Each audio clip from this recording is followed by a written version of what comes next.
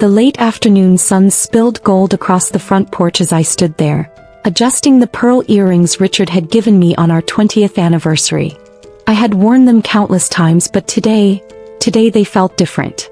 They felt like a reminder of a woman I used to be, hopeful, trusting, and unaware that life could shift in a single breath. From the driveway, I could already hear laughter drifting out from the rented event hall at Willow Creek Vineyard. The sound was warm, familiar, like the hum of a family that had gathered for love. My daughter Emily was inside, probably fussing over last-minute decorations or making sure her veil was pinned just right. She'd always been a perfectionist, my Emily. Richard's car pulled up beside mine and I caught his reflection in the window. Tall, still broad-shouldered despite the years, his salt and pepper hair neatly combed. He looked good, better than he had in months. I smiled, but he didn't return it. Instead, he glanced toward the vineyard's entrance and muttered, "We should get inside. We're already late." There was no, "You look beautiful," or, "I'm glad we're here together." Just urgency, clipped and cold. I brushed it off. Nerves, I told myself. Weddings made everyone a little tense. Inside, the hall was alive with light. Strings of twinkling bulbs draped from the rafters. The air rich with the scent of roasted chicken and freshly baked bread. Guests mingled at round tables, their chatter blending with the soft notes of a live string quartet. I spotted Emily across the room. She was radiant in her lace gown, laughing with her new husband, Jacob. When her eyes met mine, she beamed and rushed over, hugging me so tightly I could feel her heartbeat. "Mom, you look amazing," she said, stepping back to take me in. "And you," I replied, tears prickling my eyes. "You are the most beautiful bride I've ever seen." We talked about the ceremony, how perfect the weather had been, how everyone cried when Jacob read his vows. Richard stood a few feet away, hands in his pockets, smiling politely at guests who greeted him. But there was something in his stance, stiff, restless. Dinner was called and we took our seats at the long head table. I sat between Richard and Emily with Jacob beside her. Platters of food were passed around, glasses filled, and the hum of conversation grew. Toasts began. Jacob's father spoke warmly, then Emily's maid of honor shared a funny story from their college days. I leaned toward Richard. "You going to say something?" He gave a short nod but didn't look at me. His jaw was tight. When it was his turn, Richard stood slowly, adjusting his tie. The room quieted.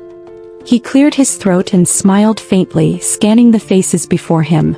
"I want to thank everyone for being here," he began, his voice calm, almost too calm. "Today is a day of new beginnings. For Emily and Jacob, yes, but also for me." I tilted my head, confused. This wasn't the speech we'd discussed. Richard's gaze shifted to me, and for the briefest second, I saw something flicker in his eyes. Not warmth, not pride. Something colder. "I've decided it's time for a change," he continued, his voice carrying easily over the quiet room. "Eleanor, after 46 years of marriage, I'm filing for divorce." It was as if the air had been sucked out of the hall. Forks froze mid-air. Conversations died. My hands went cold. He kept going. "And to make things easier moving forward, I've already closed our joint account. I've moved the funds into my personal account. You'll have what you need to get by." Gasps rippled through the guests. Someone dropped a glass. Emily's eyes went wide, her lips parting as if to say something, but no words came. I sat there staring at Richard, the man I'd built a life with, the man I'd trusted with everything. My heartbeat roared in my ears. "Richard." My voice cracked, the sound foreign to my own ears. What are you doing?" "This isn't the time or place for a scene," he said, his voice low, almost patronizing. "We'll talk later." "Talk later?" After humiliating me in front of our family and friends? After taking every cent we'd saved? I could feel dozens of eyes on me, the pity, the shock. I wanted to stand up, to shout, to demand answers. But my legs wouldn't move. Emily reached for my hand. "Mom." "I didn't." She stopped, glancing at Richard, then back at me. Her face was pale. The rest of the evening blurred. Plates were cleared, music resumed, conversations picked up in forced tones. I don't remember eating. I don't remember speaking. I only remember the way Richard avoided my gaze. chatting easily with Jacob as if he hadn't just torn my life apart. When the dinner ended, I slipped out quietly. Outside, the air was cool, the night sky scattered with stars.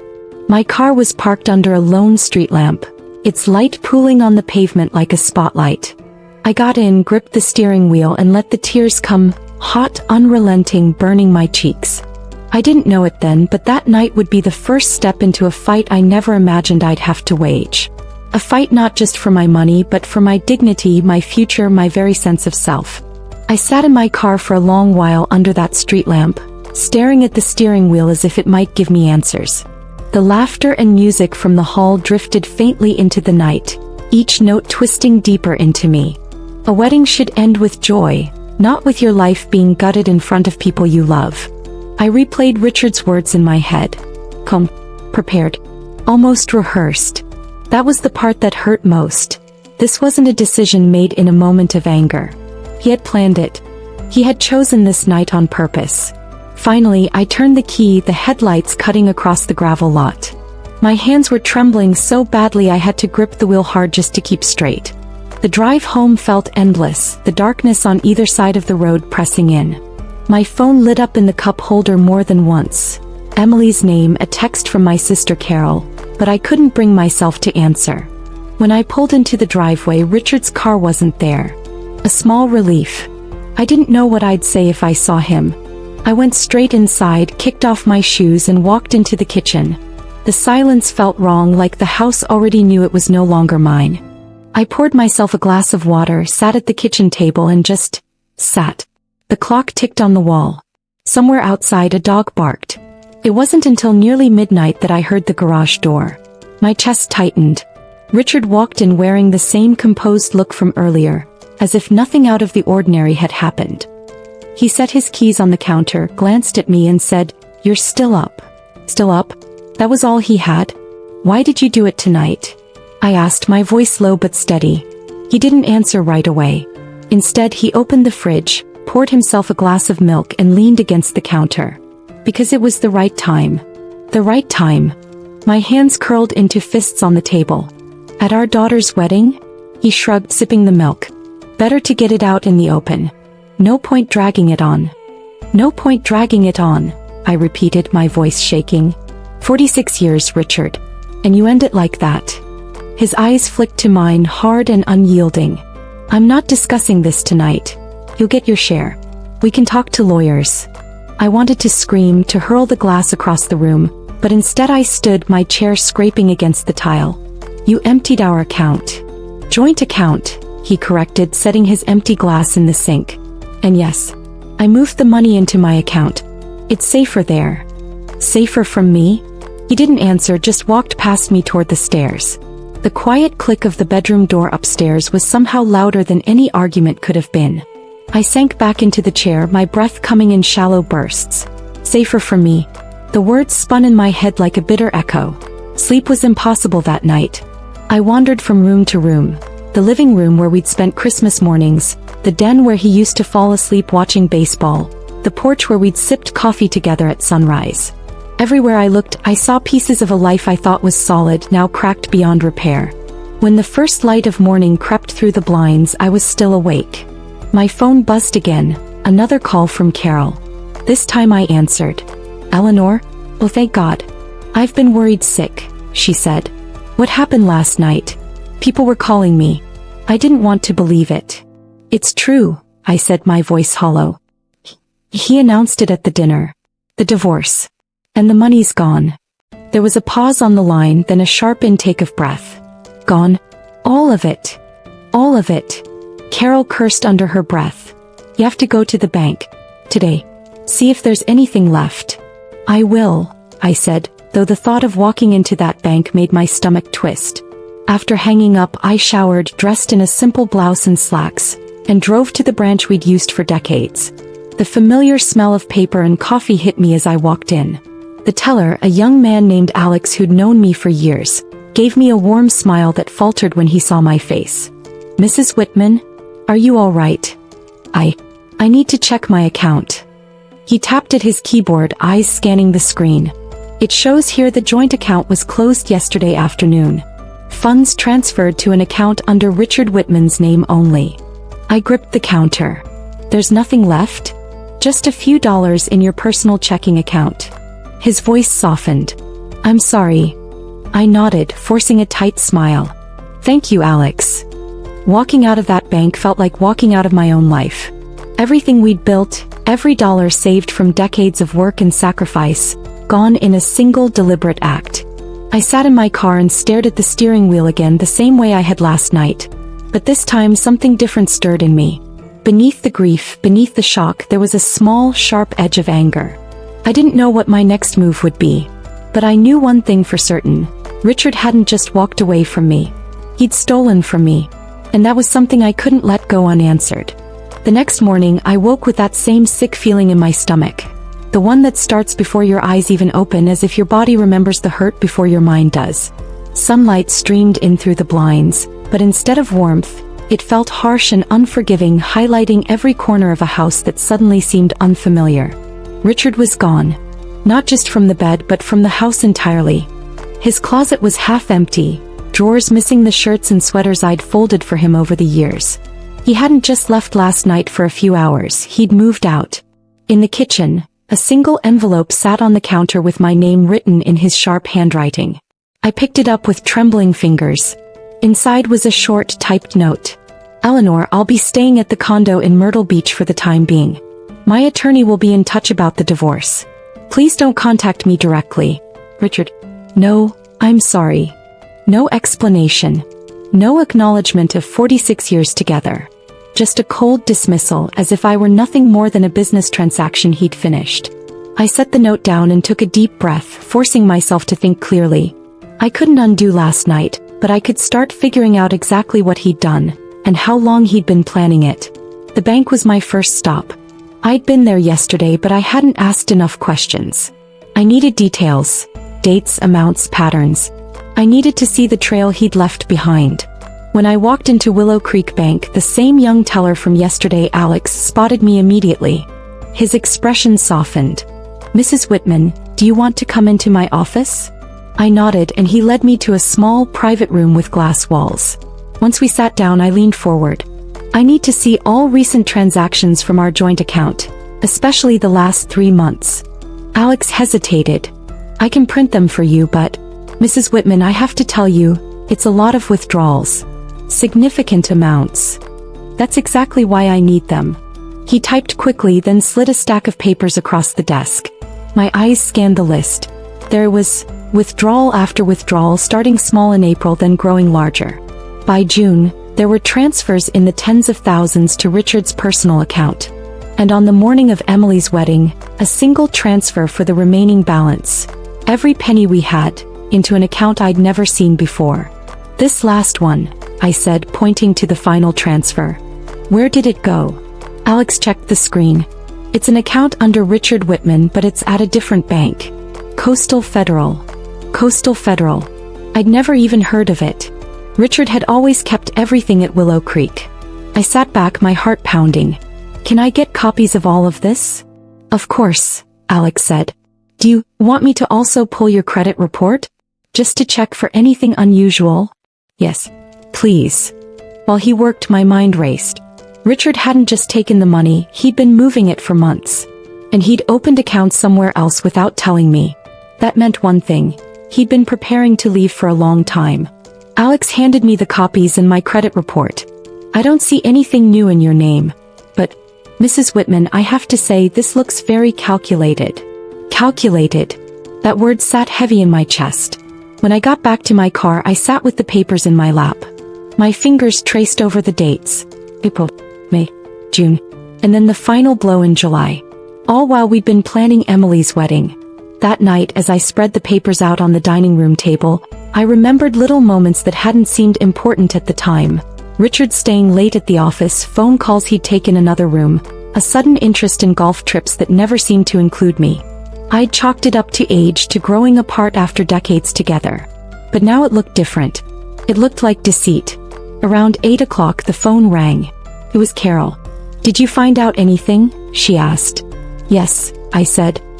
He's been moving the money for months. Little by little. He opened another account at some bank I've never even heard of. Carol was silent for a moment. You need a lawyer, Al.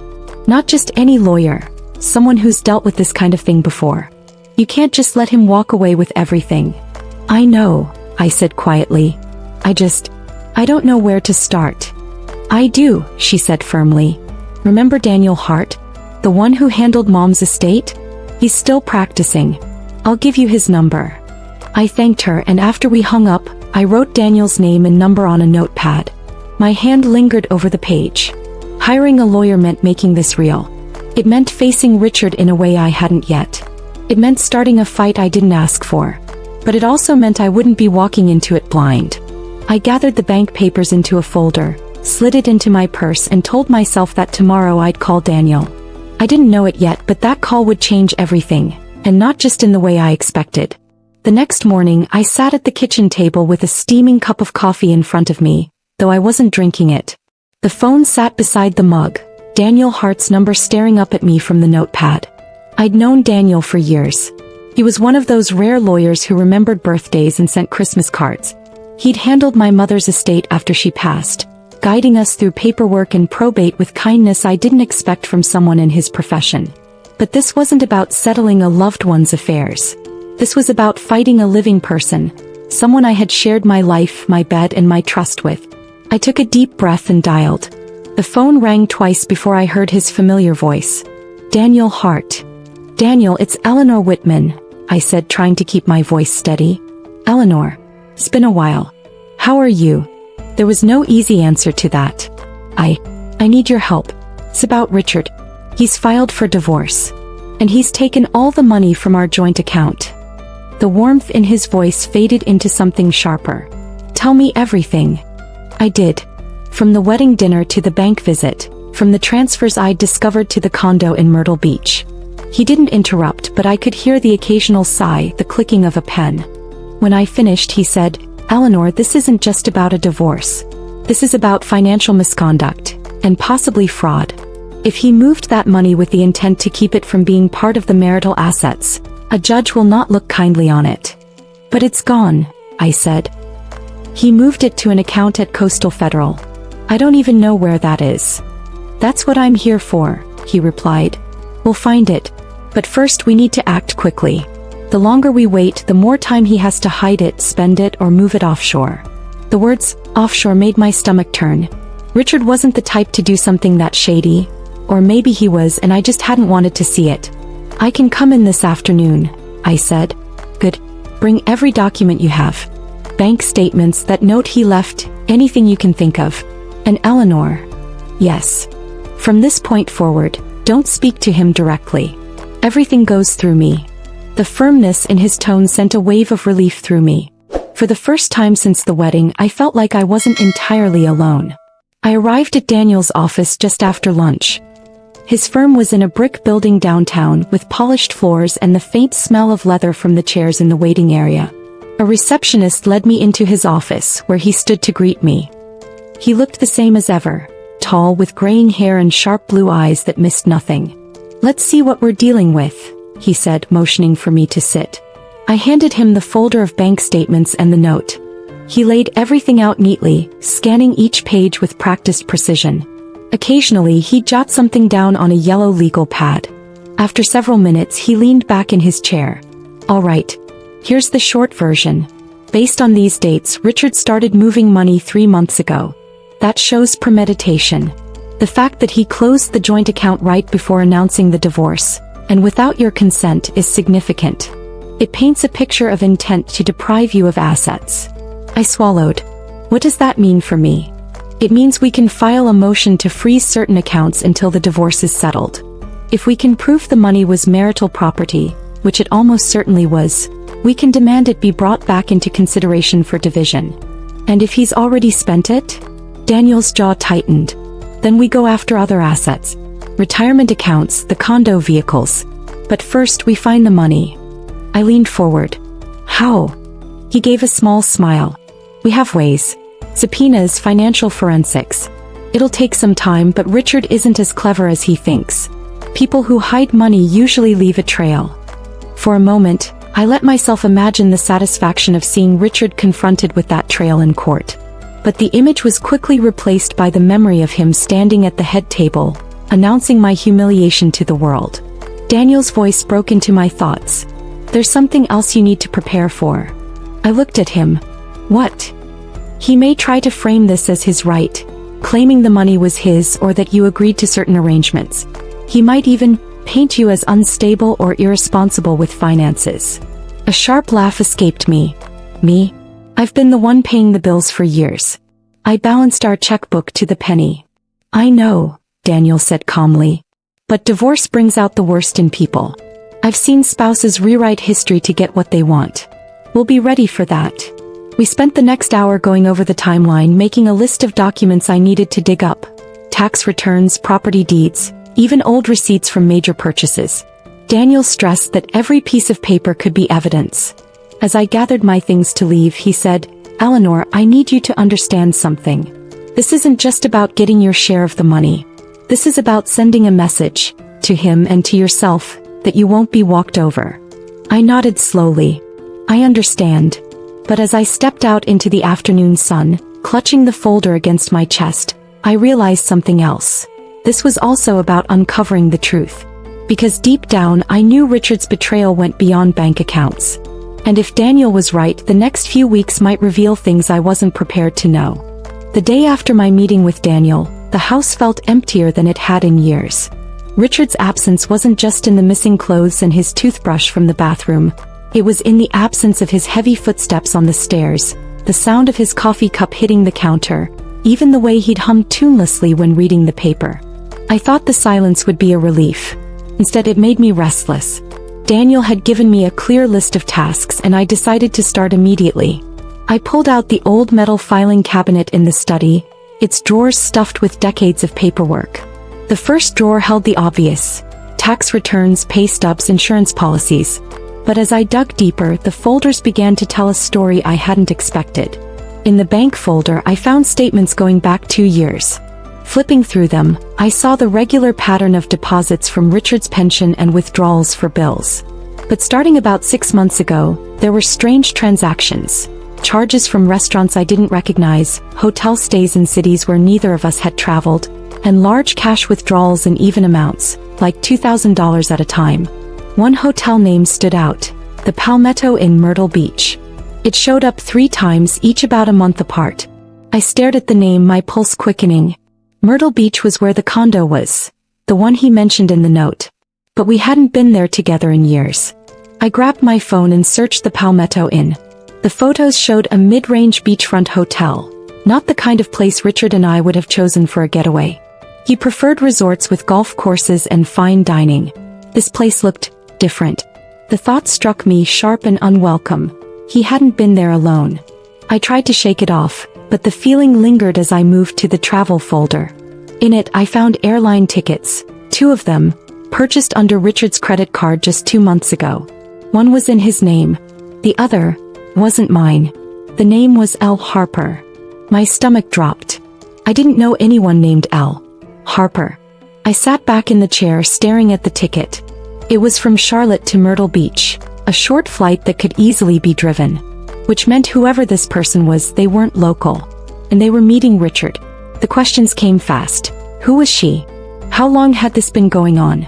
And how much of our money had he spent on her? By the time the sun dipped low in the sky, I had a small pile of suspicious papers on the desk. Credit card statements, hotel receipts, flight confirmations. My head throbbed from staring at them for hours, but I couldn't stop. Every new piece felt like a thread in a larger web I was just starting to see. That night I called Carol. "You're not going to believe what I found," I said, my voice tight. She listened as I explained the hotel stays, the airline ticket, the unfamiliar name. Harper, I repeated, the syllables tasting bitter. "Do you think it's another woman?" Carol asked cautiously. "I don't know what else it could be," I said. "Unless he's suddenly taken up business travel, which we both know isn't true." There was a pause. "Eleanor, if this is what it looks like, it could help your case.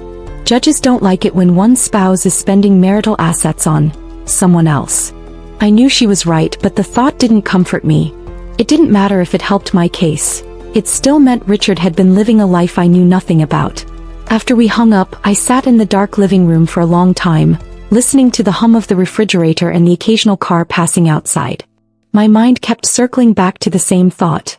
I'd been in the same house with him, sharing meals, making plans for Emily's wedding, while he was sneaking off to Myrtle Beach with someone else.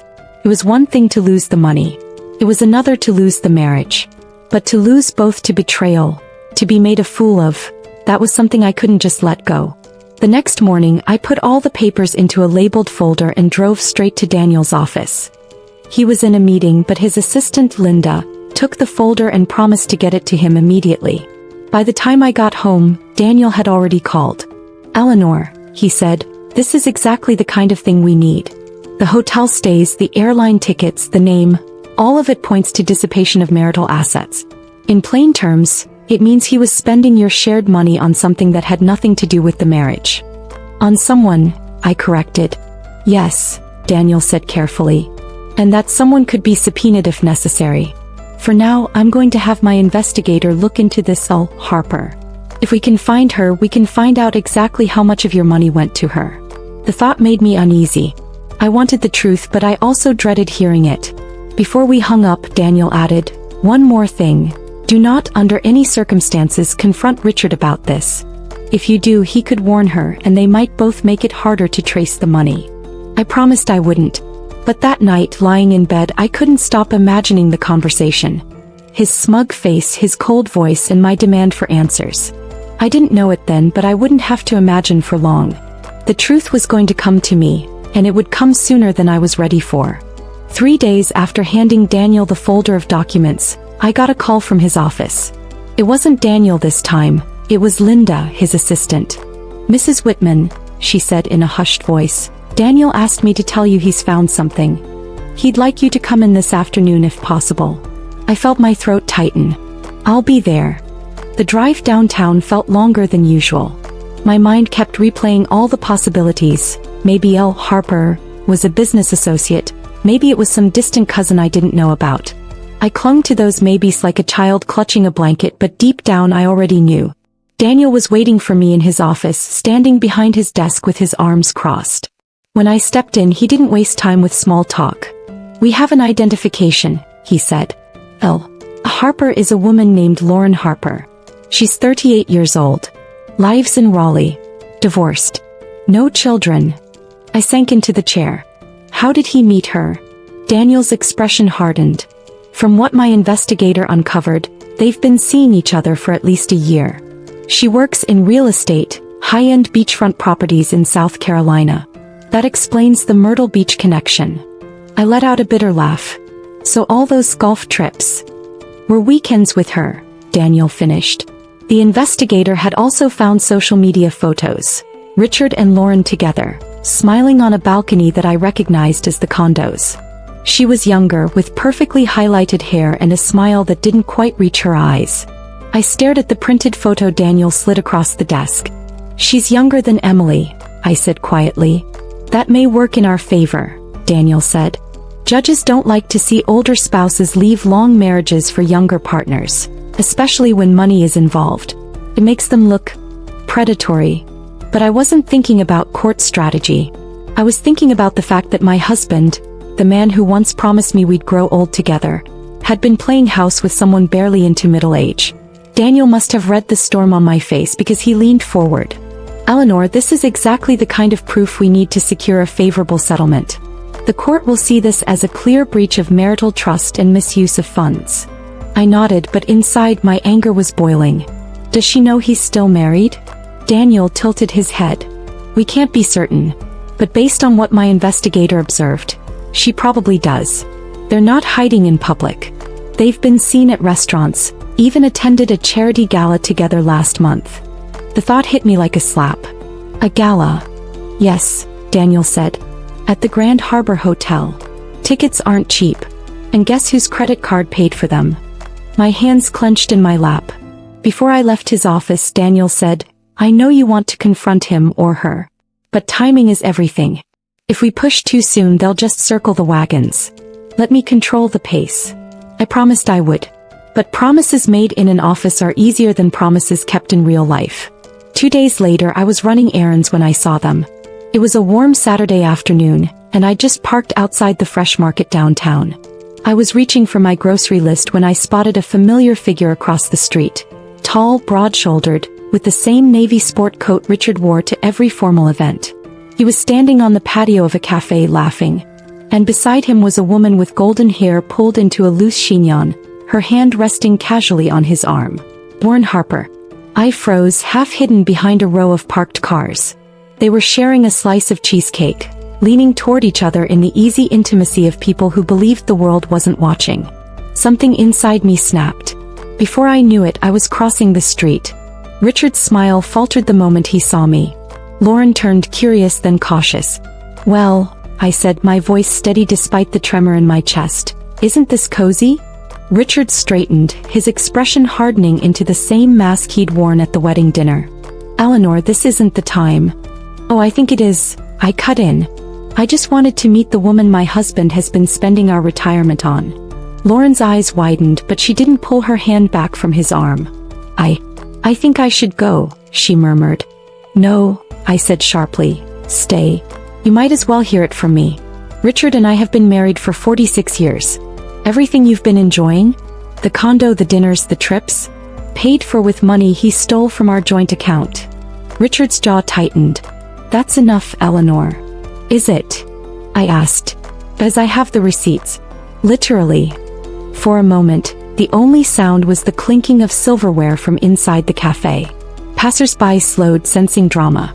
Lauren finally stepped back, her face pale. "You didn't tell me you were still married." Richard turned to her.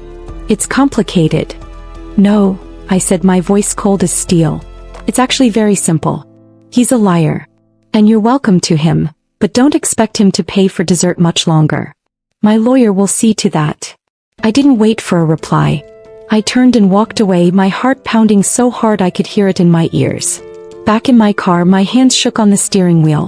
It wasn't the confrontation Daniel would have chosen, but it was mine. And for the first time in weeks, I felt like I'd reclaimed a piece of my own voice. Of course, I knew Richard would retaliate. And he did, sooner and far more viciously than I imagined.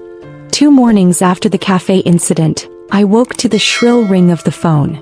It was barely past 7, the early light casting long slants across my bedroom wall. I reached for the receiver, my heart already uneasy. "Hello, Eleanor? It's Daniel." His voice was clipped, like a man trying to keep his irritation in check. "What's wrong?" I asked, sitting up. "Richard's lawyer called me this morning. They've filed a motion to have you evaluated for competency." I blinked, sure I'd misheard.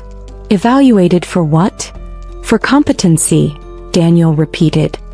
"He's claiming you're showing signs of cognitive decline, forgetfulness, irrational behavior, emotional instability." A cold wave swept over me. "That's ridiculous." "It is," Daniel agreed, "but it's a tactic. If they can convince a judge you're not thinking clearly, they can argue you're unfit to handle financial matters. That could limit your access to marital assets during the proceedings." I gripped the edge of the blanket. "This is because of the cafe. He's angry I embarrassed him." Daniel hesitated. "That confrontation didn't help. But don't blame yourself. This was probably in his back pocket the whole time.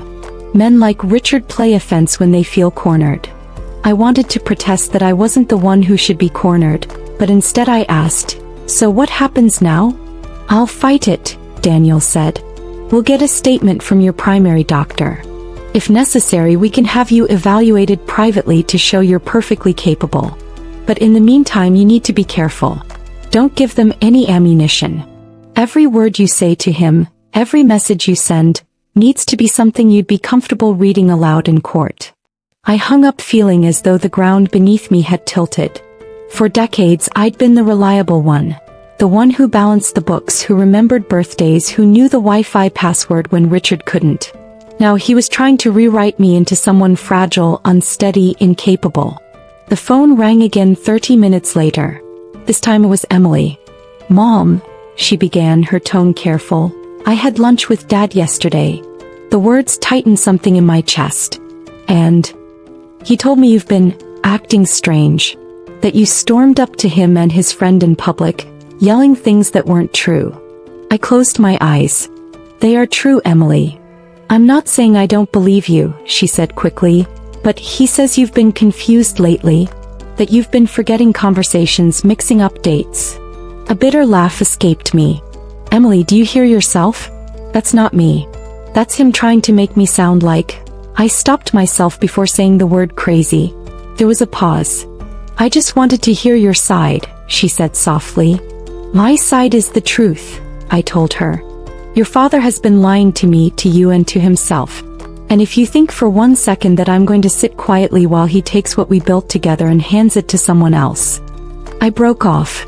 My voice had risen and I could hear the edge of desperation in it. It was exactly the kind of tone Richard would use as proof of my instability. Emily sighed. Hey, I'll call you later. The line went dead. I set the phone down and stared at it. It wasn't just money Richard was after. It was my credibility. If he could make people doubt my memory, my judgment, my sense of reality, he could win without even proving his financial innocence. By afternoon, the ripple effects were spreading. Carol called, her voice tight. "Oh, I just ran into Mark, from the Neighborhood Watch Committee. He said he heard you were having mental health issues. That Richard's worried about you." It was like watching ink spill into water. Rumors spreading in dark tendrils I couldn't control. I spent the rest of the day gathering everything I could think of that showed I was capable. Appointment logs, organized receipts, even the household budget I'd kept for the past 5 years. It felt absurd, proving my sanity on paper, but I knew every little bit would matter. That evening, Daniel called again. "I've scheduled an independent evaluation for next week," he said. "We'll have a licensed neuropsychologist meet with you. It's not about proving anything to me. It's about having a credible record we can take into court." I hesitated. Part of me doesn't want to dignify this with a response. "And the other part?" he asked. "The other part wants to walk into that courtroom with a folder so thick it makes Richard's lawyer sweat." Daniel chuckled. "Now that's the Eleanor I know." When I hung up, I looked around the quiet house. My life had become a chessboard. Every move calculated, every word measured. But if Richard wanted to play, he'd underestimated me. Because I wasn't just going to defend myself. I was going to make sure the truth came out, no matter how deep I had to dig to get it. The morning of the evaluation, I woke up 2 hours before my alarm. Sleep had been fitful all week, my mind tangled in questions about what Richard might try next. I made coffee, sat at the kitchen table, and stared at the steam curling upward. Today wasn't just about proving I was capable. It was about showing that I could not be shaken no matter how low he tried to go. The neuropsychologist's office was in a glass building across from a small park. Inside, the waiting room smelled faintly of lavender, with quiet instrumental music playing in the background. A receptionist handed me a clipboard. Dr. Patterson, a woman in her late 50s with short gray hair and clear, direct eyes, greeted me warmly. "Mrs. Whitman, why don't you come on in?" The evaluation began with conversation. She asked about my daily routines, hobbies, and responsibilities. I told her about my morning walks, the way I'd always handled the household finances, how I kept a binder of important documents in the study. Then came memory test. She read me a list of words and asked me to repeat them. She gave me puzzles to solve, had me draw a clock face from memory, and asked me to recall details from a short story she read aloud. I approached each task with calm precision, determined not to let my nerves get in the way. By the time we finished, she was smiling. "Mrs. Whitman, I can tell you already, you have no cognitive issues. In fact, your recall is above average for your age group." I exhaled for what felt like the first time that morning. "That's a relief." She handed me her card. "I'll have the full report to your attorney by tomorrow. But let me say this. People who are truly impaired rarely have the level of organization and attention to detail you've demonstrated today." As I left the office, my phone buzzed with a text from Carol. "Call me when you can. Urgent." I dialed her as soon as I got to my car. "Al, you're not going to believe this," she began. "Remember how you told me about the condo in Myrtle Beach? Well, my cousin lives down there, and she says it was recently listed for sale by Lauren Harper's real estate agency." I sat up straighter. "Wait, are you saying Lauren is trying to sell it?" "That's what it looks like. And if it's in Richard's name, or both of your names, that sale could be a huge problem if you don't stop it. My mind raced. I'll need to find the property records. If it's jointly owned, he can't just sell it without my consent. You'd better check fast, Carol warned, because beachfront property sells quick down there. I hung up and immediately called Daniel. He listened quietly, then said, I'll get my paralegal to pull the deed. If your name is on it, we can file an injunction to block the sale until the divorce is finalized. If it's not, he paused, then we'll need to find out how it got taken off and when. The rest of the afternoon was a blur of phone calls and searching county property records online. Finally, just before 6, Daniel called back. I've got the deed. Your name was on it until last year. My grip on the phone tightened. What do you mean until last year? Richard filed a quitclaim deed transferring full ownership to himself. The signature. Well, it's your name, but it doesn't look like your handwriting. The air went out of me. Daniel, I never signed anything like that. I believe you, he said firmly. And if we can prove it's a forged signature, that's not just a civil matter. It's criminal. It could blow his whole case wide open. For the first time in weeks, a spark of hope lit in my chest. By evening, I had the full report from Dr. Patterson emailed to me. I opened it and scanned the pages. It was everything I needed. No signs of impairment. Strong memory skills. Clear capacity to manage personal and financial affairs. I printed 3 copies. One for Daniel, one for my records, and one to slide under Richard's door if I ever got the chance. That night, as I tucked the documents into my binder, I realized something. Richard's attempt to undermine me had backfired. Not only had I passed his so-called test with flying colors, but in the process, I'd uncovered one of the biggest leads yet. Proof that he might have committed fraud to steal the condo. This wasn't just about surviving his attacks anymore. It was about taking the fight to him. And for the first time, I could see the tide starting to turn. The next morning, Daniel called me before I'd even finished my first cup of coffee. His tone was brisk, but I could hear a thread of excitement running underneath. Eleanor, I've already spoken with a handwriting expert I trust. She's agreed to review the quitclaim deed. I'll need you to bring me several samples of your signature from around the time this document was supposedly signed. Old checks, official forms, anything you have. I thought immediately of the binder in my study. I can be there in an hour. When I arrived, Daniel spread the deed across his desk. Up close, the signature looked off. It had my name, but the slant was wrong. The letters were too tall, almost stretched, and the loops in the E and L were sloppy. I've signed my name thousands of times. I would never make it look like this. I'll take care of the expert, Daniel assured me. In the meantime, we need to dig into the county's property transaction records to see who notarized this and what ID was presented. He had his paralegal, Jenna, pull the public record while I handed over the stack of signed documents I'd brought. Here we go, Jenna said after a few minutes. The quitclaim deed was notarized by a James Peterson. Office is listed as Coastal Notary Services in Myrtle Beach. Daniel leaned back in his chair. If we can get Peterson to admit you weren't present, or that the person presenting themselves as you didn't match your ID, that's damning. I nodded slowly. What if they use my old license? Richard had a habit of keeping things, just in case. That's possible, Daniel said. And if that's what happened, it's still fraud. But here's the tricky part. Notaries can get cagey when they realize they may have been complicit in something illegal. We'll need to approach carefully. On the drive home, I kept turning over the same thought. Richard had been planning this far longer than I'd guessed. The quitclaim was filed months before the wedding. This wasn't an impulsive betrayal. It was calculated, executed step by step like a heist. That night, I dug deeper into my own records. I pulled old tax returns, insurance statements, and even a folder of home repair invoices. That's when I noticed something strange. One of the invoices, for a roofing job on the condo, was addressed to Richard Whitman and Lauren Harper. Not me, Lauren. The date was 6 months before the quitclaim transfer. My pulse quickened. I remembered that month clearly. Richard had claimed he was in Myrtle Beach taking care of a leak, while I stayed home to look after Emily's kids during spring break. It wasn't just a leak.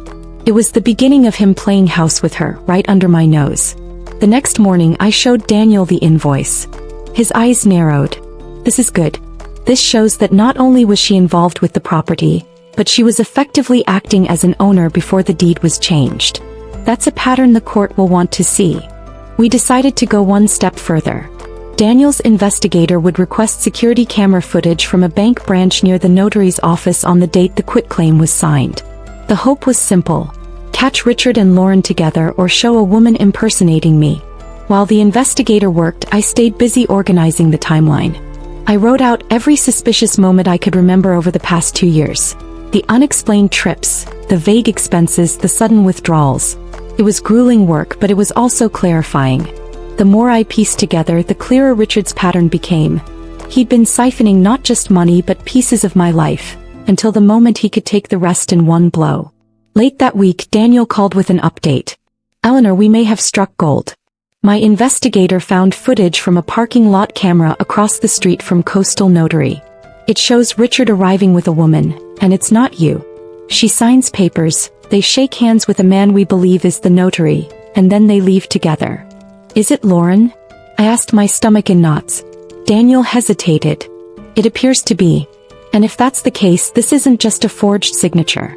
It's impersonation, possibly conspiracy to commit fraud."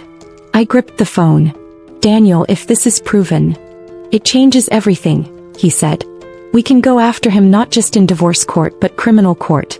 That gives us leverage he won't see coming." For the first time since the wedding dinner, I felt the balance shift. Richard had spent months building his case to destroy me. Now I finally had the first brick to throw back. Daniel didn't waste time. 2 days after the footage surfaced, we were in his car headed to Myrtle Beach. The air inside was thick with quiet anticipation. We pulled up to a modest strip mall with a faded sign that read Coastal Notary Services. Inside, the office was small, lined with filing cabinets and a counter that looked like it hadn't been updated since the 90s. Behind the counter sat a man in his early 60s, his thinning hair slicked back, glasses perched low on his nose. He looked up as we entered. "Mr. Peterson?" Daniel asked.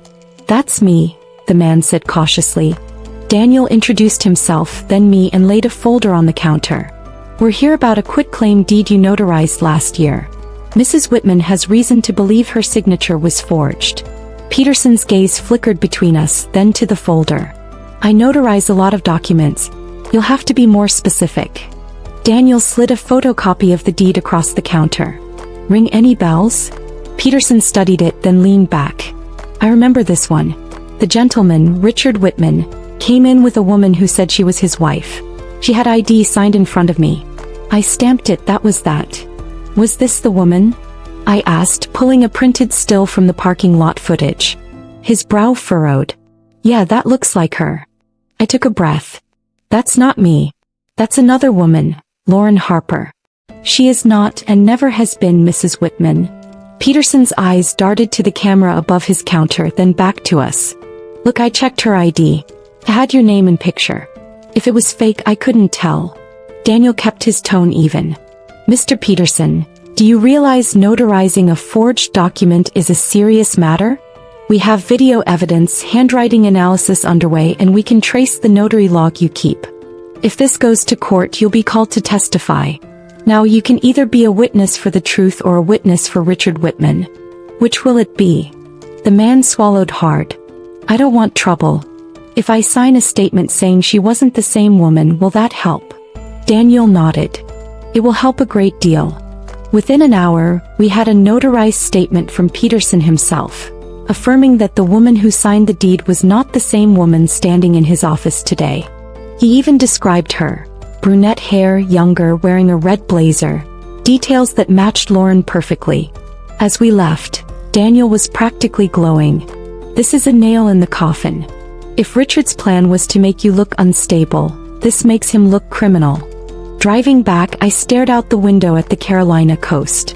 The ocean rolled endlessly beside us, the waves steady and unbothered, like they knew the shore would still be standing after every storm. By the time we got home, Daniel had already sent copies of Peterson's statement and the video stills to his investigator. "Next, we'll serve Richard with a notice of discovery for all property transactions over the last 5 years, he told me. "If he tries to hide anything else, we'll know." That night I couldn't sleep. Not from anxiety, but from a restless energy that came from finally being on the offensive. I thought back to the wedding dinner, to the numb shock that had frozen me in my seat when Richard made his announcement. Back then I had felt powerless.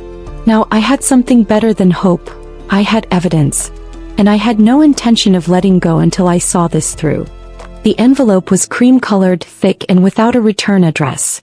It arrived 2 weeks after our Myrtle Beach trip, slipped through my mail slot like an uninvited thought. I turned it over in my hands, my stomach tightening before I even opened it. Inside was an invitation, heavy cardstock, gold lettering, to Emily's upcoming engagement dinner. At the bottom, in a loopy cursive I recognized as Emily's, was a handwritten note. "Please come, Mom.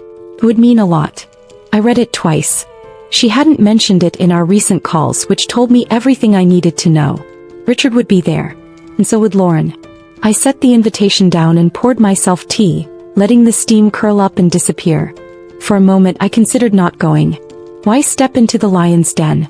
But the answer came just as quickly, because lions have no idea how dangerous a patient hunter can be.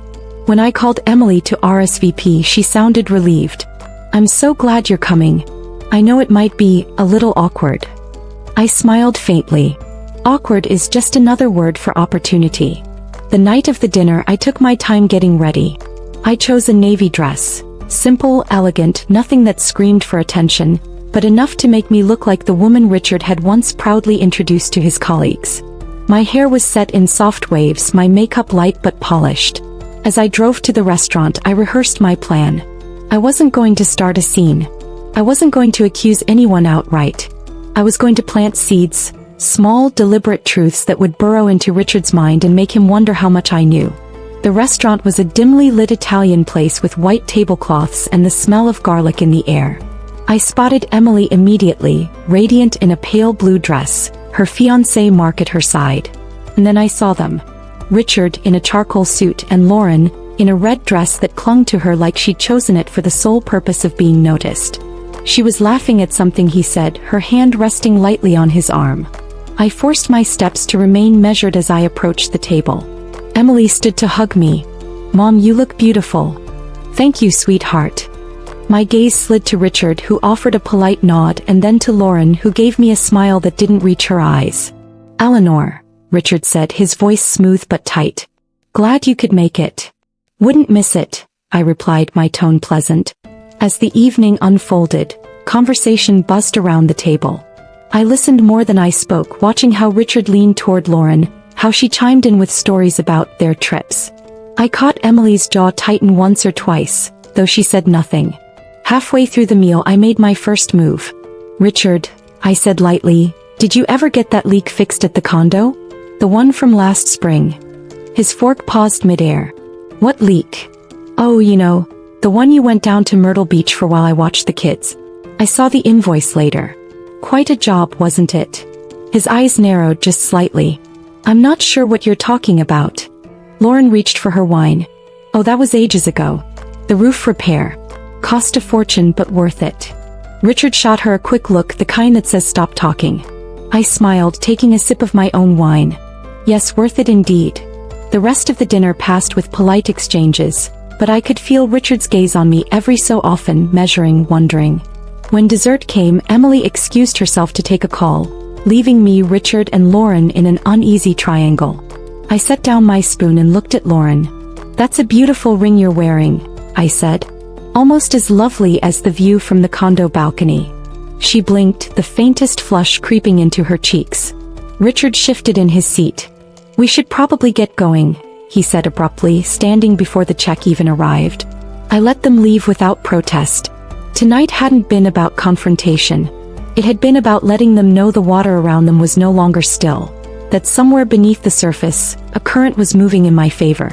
As I drove home, the image of Richard's tightened jaw stayed with me. He was rattled. And a rattled man makes mistakes. 2 days after the engagement dinner, I was sorting laundry when my phone rang. The number was unfamiliar, but local. I answered cautiously. "Mrs. Whitman?" a woman's voice asked, low and deliberate. "Yes. This is going to sound strange, but I think I can help you. And I need to meet in person. Somewhere quiet." "Who is this?" There was a pause, then, "My name's Claire." I used to work for Lauren Harper. My heartbeat quickened. What do you mean used to? She fired me last month. Let's just say I know things she wouldn't want getting out. And I know what your husband's been doing. I've been debating calling you for weeks. After that dinner the other night, I decided it's time. I didn't ask how she knew I was there. That could wait. Where? Seaside Cafe, corner booth in the back. Tomorrow at 10. The line went dead. I didn't sleep much that night, my mind running through every possibility. Was this a trap? A setup by Richard? Or could this really be a break? The next morning I arrived early at Seaside Cafe. It was a small place, the kind where locals read the paper and sip coffee for hours. I took a seat in the corner watching the door. At exactly 10, a woman in her early 40s walked in. She had sandy blonde hair pulled into a low ponytail, a worn leather purse slung over her shoulder. Her eyes scanned the room until they landed on me and she made her way over. Mrs. Whitman? I nodded. You must be Claire. She slid into the booth, glanced around and leaned in. Lauren's smart but she's arrogant.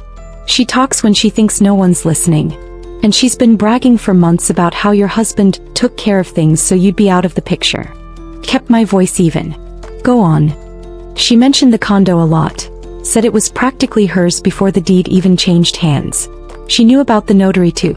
Said Richard found someone willing to look the other way, as long as the paperwork looked clean.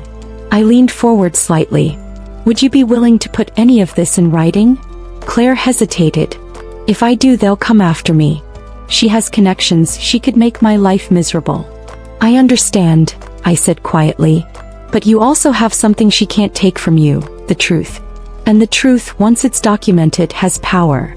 Claire studied me for a long moment. There's more. I know where she keeps her personal files. Copies of emails, receipts, even photos. She's sloppy about deleting things. If you could get a subpoena for those, I guarantee you'd find proof she was involved in forging that deed. I took a slow breath, letting the weight of her words settle. Would you be willing to tell my attorney everything you just told me? She nodded. But I wanted on record that I came forward voluntarily. I'm not doing this for money. I'm doing it because what they did to you, it's wrong. And they think they're untouchable. We exchanged numbers and I promised Daniel would call her within the day. As I drove home, I replayed the meeting in my head. Richard thought he'd built a fortress. Layers of deception, hidden transactions, a mistress willing to play the part of wife. But now a crack had appeared in the wall. And that crack came in the form of a woman who knew where the bodies, or in this case the files, were buried. That evening I called Daniel.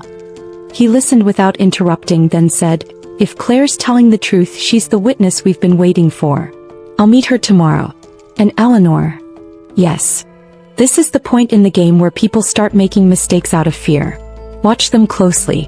One wrong move from either of them and we can blow this whole thing wide open. I hung up, a quiet resolve settling over me. The long game was working. Every seed I'd planted was sprouting, and soon the harvest would come. Daniel wasted no time arranging the meeting with Claire. Less than 24 hours after our call, I was back in his office, watching as she signed a formal affidavit detailing everything she'd told me at Seaside Cafe. Claire was meticulous, her handwriting neat, her recollections precise. She described overhearing Lauren on the phone with Richard, discussing making the paperwork look clean. She detailed conversations where Lauren boasted about moving into the condo early and having her name on things before Eleanor even knew. Daniel's pen tapped against his legal pad. This is gold, he said. Now we have probable cause to request a subpoena for Lauren Harper's personal files, both physical and digital. Emails, texts, receipts, photographs. If she's as careless as Claire says, there could be direct evidence of the forgery. Will the court grant it? I asked. With this affidavit, plus the notary statement and the security footage? Yes. And once we have that order, Lauren will have no choice but to hand over everything or risk contempt. By the next morning, Daniel had filed the motion. We sat in a quiet courtroom while the judge read through the stack of evidence. It felt like hours before he finally looked up. Motion granted, he said. Subpoena to be served within 48 hours. The gavel fell and my breath released in a rush. It was a small victory, but it was tangible. That afternoon, Daniel's process server delivered the subpoena to Lauren's front door. Claire had been right. Lauren lived in a condo complex not far from the beach, the kind with manicured lawns and glass balconies. I stayed in the car across the street, watching from behind my sunglasses as Lauren opened the door. She wore a silk robe and a look of pure irritation as she read the papers. She tossed her hair, slammed the door and disappeared inside. Daniel, sitting in the passenger seat, allowed himself a faint smile. She's rattled. Over the next week, Lauren's attorney tried every trick to delay compliance, claiming files were unavailable, requesting extensions, even suggesting some documents were private and irrelevant. Daniel pushed back on every single one. By day 7, the first batch of materials arrived at his office. Claire was there when we opened the boxes. Inside were binders, manila folders and, most telling, an external hard drive labeled LH Personal. Daniel plugged it into a secure laptop, and within minutes the screen filled with folders. One was titled Property MB Condo. Inside were scans of receipts, contractor invoices, and a PDF of the quitclaim deed, dated months before it was officially filed. The file's metadata told the rest of the story. It had been created on Lauren's laptop. Claire leaned forward. "Check the photos folder." Daniel clicked, and up popped dozens of images. Lauren on the condo balcony, Lauren inside the condo's kitchen, Lauren posing with a paint roller in the living room. All of them were time-stamped before the deed transfer date. And then there it was. A photo of Lauren at Coastal Notary Services standing next to Richard holding a folder of papers. I stared at the screen, my stomach tightening. There was no mistaking it. This wasn't hearsay. This was visual proof. Daniel closed the laptop. "Eleanor, with this, we don't just have a case. We have a conviction waiting to happen. This is irrefutable." Claire exhaled slowly. "Told you she kept everything." I looked at Claire, gratitude swelling in my chest. "You may have just saved my life." She shook her head. "You saved your own. I just opened a door." Driving home that night, I felt the shift deep in my bones. 4 months, I'd been reacting to Richard's moves, caught in the wake of his betrayal. But now I was the one pushing the pieces across the board. And he had no idea the trap was already closing around him. It didn't take long for Richard to realize the ground beneath him was shifting. 3 days after Daniel received the hard drive, my phone rang. The caller ID flashed Richard. I let it go to voicemail. An hour later, another call came, this time from Emily. "Mom," she said, her voice tight. "Dad's in a mood. He says you're out to ruin him. He's been pacing around all morning." Kept my tone calm. "Did he say why?" "He just said something about lawyers and documents." "Mom, hey, what's going on?" "This isn't something I can explain over the phone, sweetheart," I said gently. "But know this, I'm not the one ruining anything. I'm protecting what's mine." That evening, Daniel called with news. Richard's attorney requested an emergency meeting. I think he's trying to get ahead of whatever we're about to do with the evidence. We met the next afternoon in a bland conference room downtown. Richard was already there, dressed in a navy blazer, his tie perfectly knotted. Lauren sat beside him, her expression a careful mask. His attorney, a tall man with a permanent scowl, opened the meeting. "We're here to address the recent subpoena of Ms. Harper's personal property. My clients feel this was an unnecessary invasion of privacy." Daniel leaned forward. The subpoena was granted based on probable cause and supported by multiple witness statements. And the evidence obtained clearly shows Ms. Harper's involvement in the fraudulent transfer of Mrs. Whitman's property. Richard's jaw tightened. "You're twisting things. That condo was mine to manage. Eleanor never even liked going down there." I met his gaze. "Not liking a place doesn't mean you get to steal it." Lauren shifted in her seat. "No one stole anything. Richard just made sure the property wouldn't be tied up in the divorce." Daniel raised an eyebrow. "So you admit the transfer was planned before the divorce proceedings?" Her eyes flicked to Richard, realizing her slip. "I didn't say that." Richard's attorney quickly jumped in. "Let's be clear. Nothing illegal has happened here. If this goes to court, it'll be a messy, public ordeal for everyone." Daniel smiled faintly. "We're prepared for that. Are you?" The room went quiet.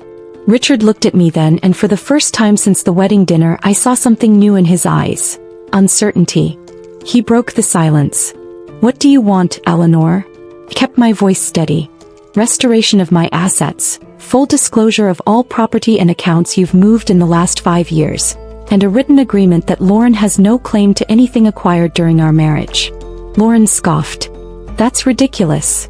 Daniel's voice was calm but firm. It's generous. If we proceed with criminal charges, the consequences will be far worse, for both of you. Richard leaned back, studying me. I didn't look away. He knew I wasn't bluffing. Finally, he said, I need time to think. You have 72 hours, Daniel replied. After that we file. As we left the building, Daniel turned to me. He's cornered. He'll either cave or make a desperate move. Either way, we'll be ready. That night, I sat at my kitchen table with a cup of tea, thinking about the man I'd married. The man who'd once promised to protect me, who now sat across from me in a conference room trying to protect himself from me. It was a strange kind of grief, mixed with a fierce resolve. I wasn't just fighting for property anymore. I was fighting for the part of myself he thought he could take. My voice, my dignity, my place in my own life. And I intended to win.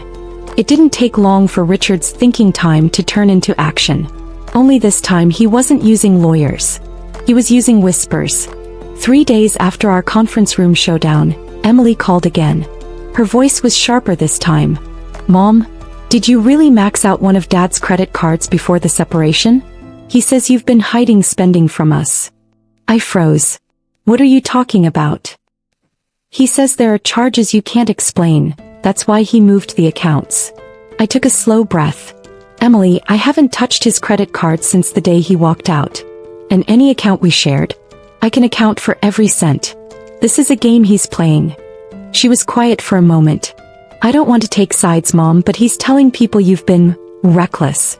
That you're making this personal instead of just moving on. Oh, it's personal, I said softly. But not for the reasons he's giving you. By the next day, I started hearing from old friends, ones I hadn't spoken to in months, suddenly checking in on me. Their voices carried the careful politeness of people who had heard a story and wanted to see if I'd confirm it. One finally admitted it outright. Richard's been saying you drained the joint account before he did, and that he was just protecting what was left. The nerve. I called Daniel. He's trying to poison the well. Let him, Daniel said. It's a sign of panic. He's testing the waters, seeing if you'll fold under social pressure. But the truth is coming, and when it does, those same people will see exactly who he is. Still, I couldn't sit back entirely. I started writing down every single transaction from the months before the divorce. I pulled bank statements, highlighted deposits and withdrawals, and put them in a neat binder. If anyone wanted to challenge me, they'd get facts, not rumors. That Friday, something unexpected happened. I got an email from a woman named Sandra, an acquaintance from Richard's old golf club. She wrote, I think you should know Richard's been telling people you're unstable. But I've seen some things that don't add up with his story. Can we meet? We met at a park bench near the marina. Sandra was in her early 60s with a kind face and the sort of no-nonsense tone that cut straight to the point. I've known Richard for years, she said. He's charming when he wants to be. But lately, I've seen him with Lauren at the club and I've heard snippets of conversation. Things about getting her name on everything and keeping you distracted. My stomach tightened. When? Months before your daughter's wedding, she said. And Eleanor, I saw paperwork spread out on a table in the club lounge. Deed transfers, account numbers. He wasn't even careful about hiding it. I didn't think much of it then, but now. I told her about the case, about the subpoena and the hard drive.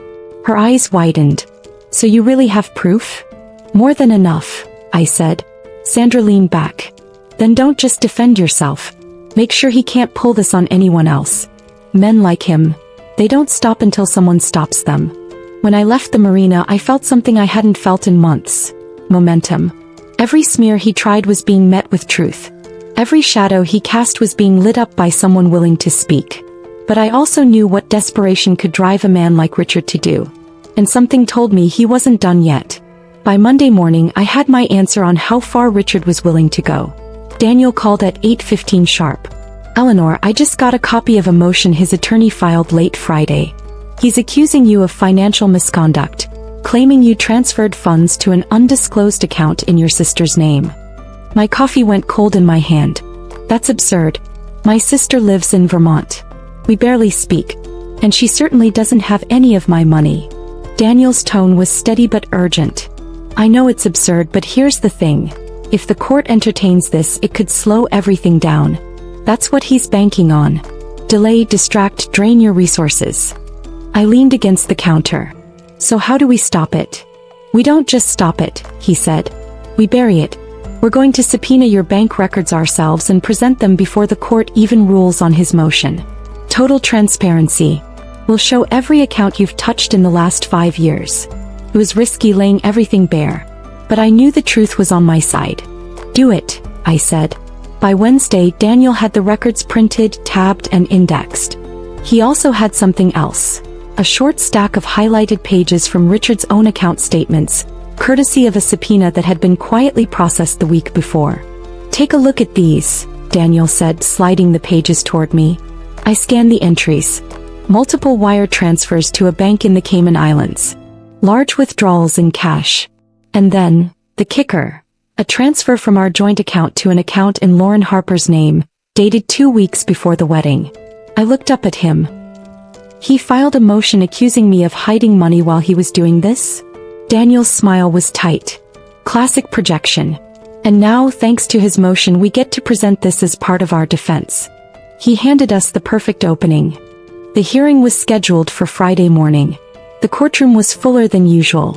Divorce cases had a way of drawing an audience when money was involved. Richard sat at the petitioner's table, his suit immaculate, Lauren just behind him in the gallery. His attorney stood and launched into a well-rehearsed speech about my pattern of financial deception, painting me as manipulative, vindictive, and untrustworthy. When it was Daniel's turn, he didn't raise his voice. He simply said, "Your Honor, my client welcomes transparency. We have voluntarily provided her complete banking history for the last 5 years." He handed a binder to the judge, who flipped through it. And, Daniel continued, in reviewing Mr. Whitman's records, which were subpoenaed as part of this process, we found multiple transactions inconsistent with his sworn disclosures. The judge's eyebrows rose. Such as? Daniel walked to the evidence table and held up one of the highlighted statements. For example, a transfer of $120,000 from the Whitmans' joint account to an account in the name of Ms. Lauren Harper, dated June 5th, prior to the formal separation and without Mrs. Whitman's consent. A murmur rippled through the courtroom. Lauren shifted in her seat. Richard's jaw flexed. Daniel placed the statement in front of the judge. This is not an isolated incident. There are multiple transfers to offshore accounts, large cash withdrawals, and payments for expenses unrelated to the marital household, all concealed from Mrs. Whitman. The judge turned to Richard's attorney. Do you wish to respond? He cleared his throat. We were not aware of these specific transactions, Your Honor. Daniel didn't let the moment pass. My client has been accused without basis. The real misconduct lies on the other side of this table. The judge set the binder down. Motion denied. And Mr. Whitman, I strongly advise you to ensure your future filings are factual. Court resources are not to be wasted. When we walked out of the courthouse, Daniel let out a quiet laugh. He tried to trap you and he walked right into his own snare. I exhaled slowly, the tension in my shoulders finally easing. Feels like the first time in months I can breathe. But I knew this wasn't the end. Richard had been publicly embarrassed now, and men like him didn't take that well. The next move would be personal, not just about money but about trying to break me. And I was ready for it. The Monday after court, I thought I might get a few quiet days to gather myself. Instead, Richard escalated, and fast. It started with Emily. She showed up at my door without calling, her cheeks flushed, her hands gripping the strap of her purse like it might anchor her. Mom, we need to talk. She stepped inside before I could answer, pacing in the living room. Dad says you're planning to sell the lake house. I blinked. The lake house. I haven't even thought about the lake house in years. We barely used it. That's not what he told me. He said you're trying to liquidate everything to punish him, even the places that mean something to the family. Kept my voice level. Emily, that's a lie. The lake house is in his name. I couldn't sell it even if I wanted to. He's trying to make you angry at me so you'll take his side. She hesitated, chewing her lip. I don't know who to believe anymore. I know it's hard, I said. But ask yourself, who's been lying to you before? She didn't answer. That night, I got a call from the neighborhood HOA president. Apparently, Richard had filed a complaint against me for neglecting the property, claiming my yard was overgrown and a hazard. The reality? My yard looked better than it had in years, thanks to the gardening I'd been doing to clear my mind. The next day, I got an email from my homeowner's insurance. Richard had called them too, alleging there'd been unreported damage to the roof. An adjuster was scheduled to come out and assess the situation. By Wednesday, I realized exactly what he was doing. He couldn't win in court, so he was trying to make my life outside of it unbearable, wearing me down with petty harassment, hoping I'd throw in the towel just to get some peace. But I'd learned something over these last months. The more personal the attack, the more important it was to respond with precision, not anger. I called Daniel. If he wants to make this personal, we make it official. What do you mean? I want to file a restraining order, I said. Harassment, intimidation, defamation, all of it. And I want it tied directly to the divorce proceedings so the judge sees exactly what he's doing. Daniel didn't hesitate. We'll need documentation. Every incident, every call, every person he's tried to turn against you. I already had most of it. Emails, voicemails, messages from neighbors and friends, even HOA records. I put them in a folder and delivered it to his office the next morning. That same day, Sandra, the woman from the marina, called. You're not going to believe this. I overheard Richard at the club again. He's bragging about how you're cracking and will settle soon. He's telling people the judge is on his side. I laughed, not because it was funny but because it was so delusional. Then I guess it's time to prove him wrong. By Friday morning, Daniel had everything neatly compiled. Incident reports, emails, text screenshots, sworn statements from neighbors and friends. The restraining order request wasn't just a complaint. It was a complete timeline of harassment, each incident dated and backed with evidence. When we walked into the courthouse, I felt strangely calm. I had always pictured restraining orders as something people sought when they were scared for their safety. I wasn't scared anymore. I was done. Done being cornered. Done being quiet. The clerk stamped our paperwork and Daniel scheduled a hearing for the following week. But before we even made it to the parking lot, my phone buzzed. It was Sandra. You sitting down? She asked. I'm standing in a courthouse parking lot. That count? I just heard something from a friend in real estate, she said. Richard's been trying to unload a property, fast. And get this, it's not in his name. That made my pulse quicken. Then whose? She hesitated. A shell company, one I've never heard of before. But my friend said the mailing address for the tax records is Lauren Harper's condo. I glanced at Daniel. You hearing this? He nodded. Ask her to send us whatever she can, address, company name, the works. Sandra texted me a photo a few minutes later. A blurry screenshot from her friend's desktop. But even blurry, the name stood out. Blue Harbor Investments LC. Daniel's eyes narrowed. That's not random. I've seen that in one of the financial disclosures.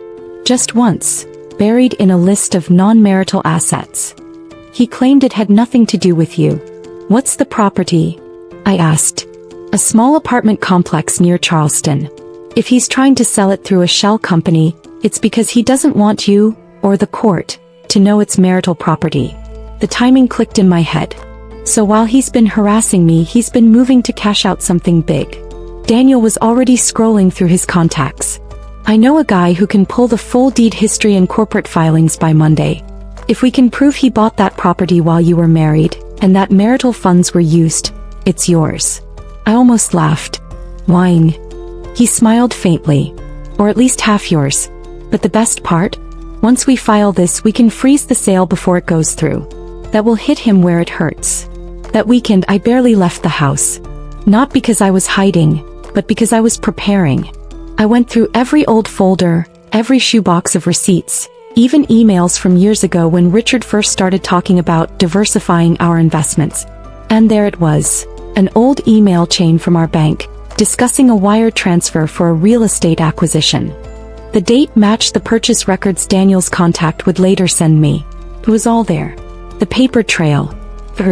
By Monday morning, Daniel had filed a motion to freeze the sale of the Charleston property, attaching the evidence we'd gathered. When the court clerk stamped it, I felt something shift. This wasn't just defense anymore. This was offense. That afternoon Richard called. I didn't answer. Then came the text, "You're making a mistake." I stared at it for a long moment before replying. The freeze on the Charleston property went through faster than either Daniel or I expected. Within 48 hours of filing, the court issued an injunction that stopped the sale dead in its tracks. The order was explicit. No transfer, no marketing, no movement of funds related to Blue Harbor investments until the matter was resolved. The morning after the order was served, Richard showed up at Daniel's office unannounced. I wasn't there, but Daniel later told me the scene was almost theatrical. "He came in with his lawyer," Daniel said, leaning back in his chair as we spoke that afternoon. "Didn't even sit down before launching into a speech about how we were destroying his business reputation and that he'd be forced to fight dirty if this didn't end." "What did you say?" I asked. Daniel smiled faintly. "I told him he'd already been fighting dirty and losing." By the time we had our next hearing scheduled, Richard's demeanor had shifted. Gone was the cocky smirk, the carefully groomed confidence. He looked tired, almost drawn, like the weight of the last few months was finally catching up to him. Lauren, however, still carried herself like the queen of a kingdom she thought she'd inherited. She sat in the gallery, perfectly composed, as if she believed this was all temporary, a bump in the road before the big payday. The judge opened the hearing by reviewing the evidence tied to the Charleston property. Daniel laid it all out. The purchase date, the funding from marital accounts, the shell company registration in Lauren's address, and the attempted sale timed to the middle of the divorce proceedings. Richard's attorney tried to argue it was a legitimate business transaction unrelated to the marriage, but the judge wasn't buying it. "Mr. Whitman," the judge said, "this looks like an intentional attempt to conceal marital assets. That is a serious matter. Unless you wish to risk criminal charges, I suggest you work with opposing counsel to reach a settlement." The word criminal landed like a hammer. Richard shifted in his seat.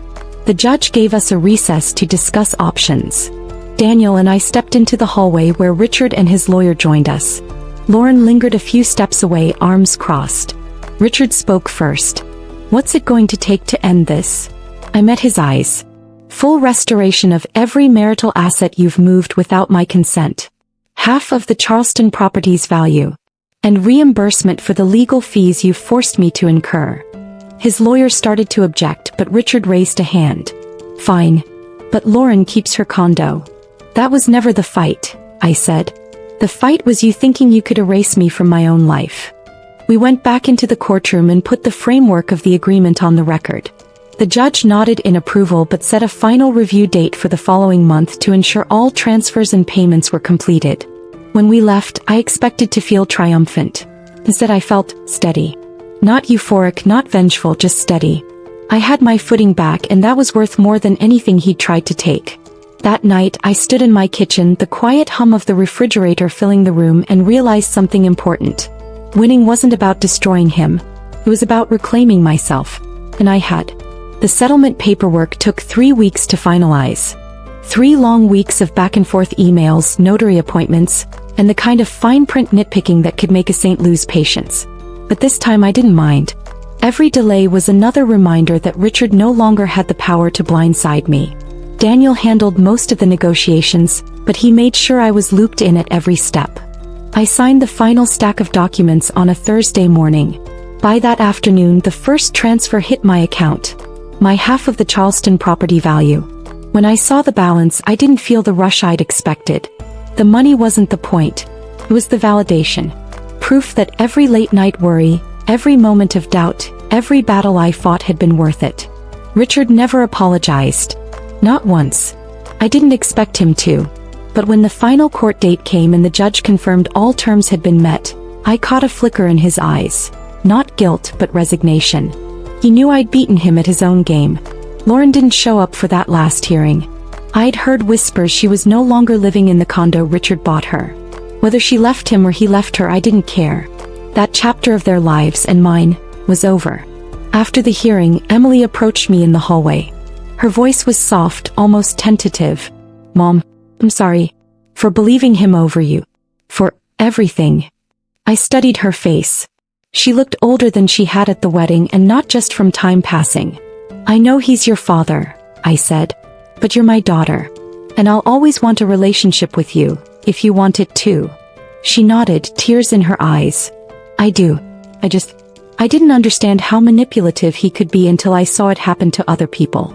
We went to lunch that afternoon, and for the first time in months, we talked like mother and daughter again. Not about lawyers or accounts, but about life. About her work, her friends, her plans. It felt like the first brick laid in rebuilding something I thought I'd lost forever. In the weeks that followed, I focused on myself. I started volunteering at the community center again. I hosted Sunday dinners for the neighbors who had supported me. I even signed up for a watercolor class, something I'd always told myself I'd do, someday. And one quiet evening, as I sat on my porch watching the sunset, I realized something important. The woman who had walked into that wedding dinner months ago, trusting, blindsided, unprepared for betrayal, was gone. In her place was someone sharper, stronger. Not bitter, but awake. I thought about all the women like me who might be sitting in their kitchens right now, staring at an empty bank account or a signed divorce decree, wondering how they'd survive. To them I would say this: you are not powerless. You may not win overnight, and it may cost you more than you ever thought you could give, but you can stand your ground. You can reclaim your life. And when you do, the view from that porch at sunset, it's worth it. If this story moved you, imagine how many others need to hear it. Share it, leave your thoughts in the comments, and subscribe for more true stories that prove strength has no age limit.